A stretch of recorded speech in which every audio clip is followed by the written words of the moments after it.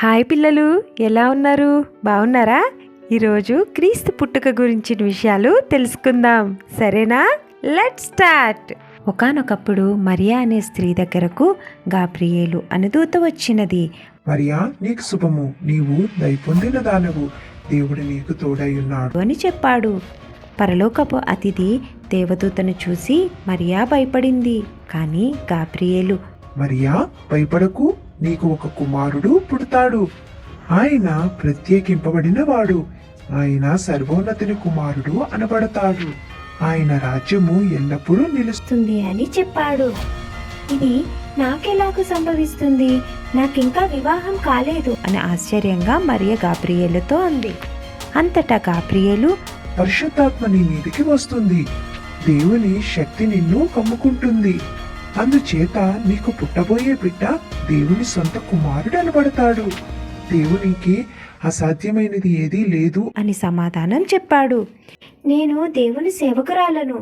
దేవుడు చెప్పిన ఏ పని అయినా చేయడానికి నేను సిద్ధంగా ఉన్నాను అని మరియ ప్రశాంతంగా చెప్పింది. తరువాత దేవదూత తన వద్దకు రావడం మరియ యోసేపునకు చెప్పినది. మరియ నిజం చెప్తుందా అని యోసేపు అనుకున్నాడు. ఆ రాత్రి దేవుడు తన దూత అయిన గాబ్రియేలును యోసేపు నొద్దకు కలలోనికి పంపించాడు. యేసేపు, నీవు కలవరపడవద్దు, మరియాకు పుట్టబోవు బిడ్డ పరిశుద్ధాత్మని శక్తి ద్వారా జన్మిస్తాడు. ఆయనకు యేసు అని పేరు పెట్టు. తన ప్రజలను వారి పాపముల నుండి ఆయనే రక్షిస్తాడు అని చెప్పాడు. ఇది విని యోసేపు ఎంతో ఊరట పొందుకున్నాడు. సంతోషంతో మరియాను తన భార్యగా చేర్చుకున్నాడు. ఆ సమయంలో పన్ను విధించబడుటకు గాను తన రాజ్యములోని ప్రతి వ్యక్తి తమ పుట్టిన పట్టణములో ప్రజాసంఖ్యలో వ్రాయబడటానికి రోమా చక్రవర్తి నుండి ఆజ్ఞ వచ్చింది. దీని ప్రకారము యోసేపు బెత్లెహేమునకు వెళ్ళాలి. 4 రోజుల ప్రయాసకరమైనటువంటి ప్రయాణ దూరములో ఉన్న బెత్లెహేమునకు మరియాను తీసుకొని యోసేపు వెళ్ళాడు. వారు వచ్చినప్పుడు ఆమెకు విశ్రాంతి అవసరమైనది. కానీ బెత్లెహేములోని సత్రములో స్థానం లేదు. అందువలన వారు ఒక పశువుల శాలలో ఉండవలసి వచ్చింది. అక్కడే మరియాకు కుమారుడు పుట్టాడు. యోసేపు మరియాయు ఆ బిడ్డ వైపు సంతోషంతో చూశారు. ఈయనే వాగ్దానపు మెస్సయ్యా అని దేవదూత చెప్పిన ప్రకారము ఇతనికి యేసు అని పేరు పెడదాము. మనలను రక్షించుటకు దేవుడు పంపినవాడు ఈయనే అని యోసేపు చెప్పాడు. ఈయనకు యేసు అని పేరు పెడదాము అని యోసేపు చెప్పాడు. మరియా ప్రభువును పొత్తిగుడ్డలతో చుట్టిన తరువాత యోసేపు అతనిని పశువుల తొట్టెలో పరుండబెట్టాడు. యేసు పుట్టిన తర్వాత కొన్ని గంటలకు బెత్లెహేము ప్రశాంతముగా ఉన్నది. దగ్గరలో ఉన్న ఓ కొండ పక్కన పొలములో కొంతమంది గొర్రెల కాపర్లు నిద్రమత్తులో జోగుతూ తమ గొర్రెలను కాస్తూ ఉన్నారు. అకస్మాత్తుగా చుట్టూ ప్రకాశవంతమైన వెలుగు కలిగింది. ప్రభువు దూత ప్రత్యక్షమాయెను. గొర్రెల కాపరులు మిక్కిలి భయపడిరి. భయపడకుడి, మీరు వినడానికి ఒక గొప్ప సంతోషకరమైన వర్తమానాన్ని తెచ్చాను అని చెబుతూ బెత్లెహేములోని ఒక పశువుల పాకలో లోకరక్షకుడైన క్రీస్తు పుట్టాడు. ఆయన పొత్తిగుడ్డల్లో చుట్టబడి ఒక పశువుల తొట్టిలో పండుకొని ఉండటం మీరు చూస్తారు అని చెప్పాడు. వెంటనే ఆ ప్రదేశమంతా వేలాది దూతల సమూహముతో ప్రకాశవంతముగా మారింది.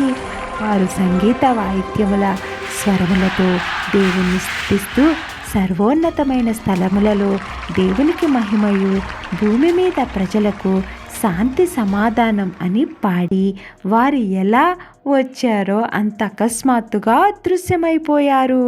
ఆ గొర్రెల కాపరులు కొండలు లోయలు దాటి బెత్లెహేము వెళ్ళారు.